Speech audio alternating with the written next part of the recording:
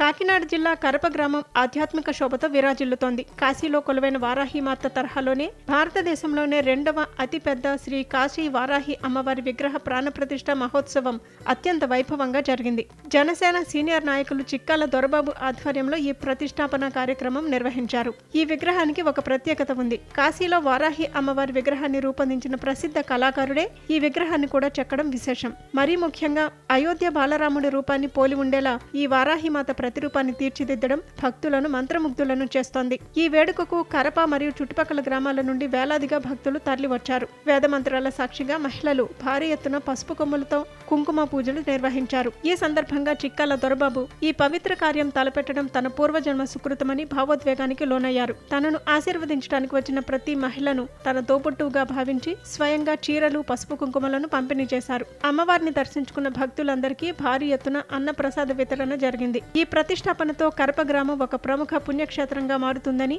భక్తులు హర్షం వ్యక్తం చేస్తున్నారు.